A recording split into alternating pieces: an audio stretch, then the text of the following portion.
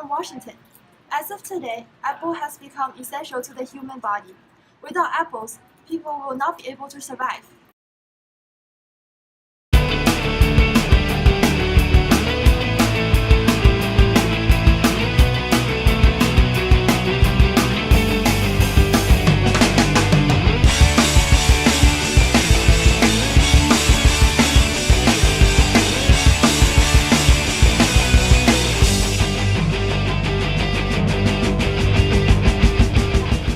This is why from this day forward, the government had decided that the apple will not go above $3 per unit.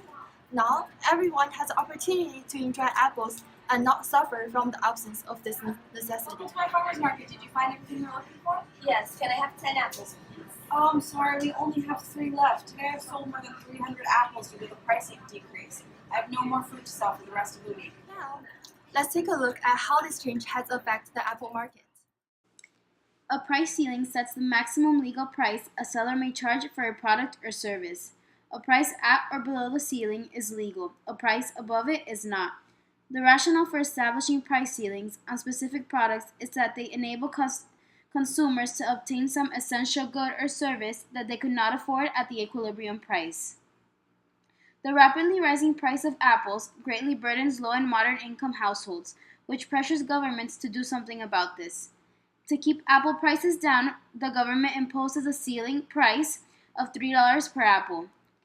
Because the ceiling price P2 is below the market clearing price of P1, there is a lasting shortage of apples. There are various problems that come along with price ceilings. Problem number 1.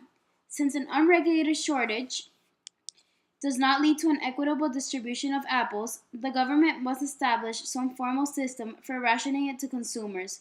One option is to issue ration coupons, which authorize bearers to purchase a fixed amount of apples per month. Problem number 2. Despite a sizable enforcement bureaucracy that would have to accompany the price controls, black markets in which apples are illegally bought and sold at prices above the legal limits will flourish. Welcome back. People are going crazy without their apples. Active violence and freakouts are occurring all through the nation due to unavailability of apples.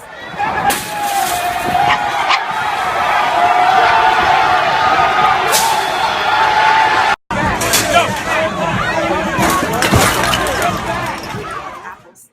We are the farmers when we need them the most. But don't worry. News from Washington, D.C. says that the government have found a solution. It is now declared that all apples must be sold at least $3 per unit, giving the incentive to farmers to join this market. My farmer's market, how can I help you? Can I have 1 apple, please? Just 1? Last time you wanted 10. Well, with this price increase, I can only afford 1. Well, now what am I going to do with all these apples? Now, let's take a look at how this change has affected the apple market.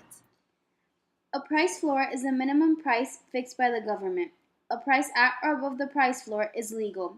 A price below it is not. Suppose that many farmers have extremely low incomes when the price of apples is at its equilibrium value of $2 per unit.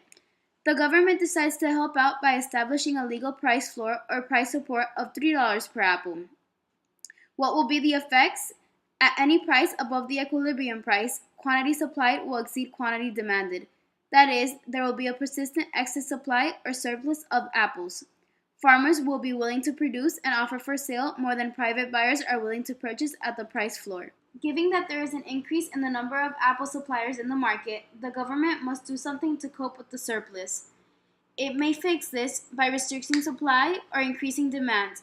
Other than this, the government can purchase the surplus output at $3 price and store or otherwise dispose of it. There are some consequences that come along with price floors, such as not only do they disrupt the rationing ability of prices, but also distort resource allocation. Thank you for listening. We'll keep you updated on the apple crisis throughout the nation.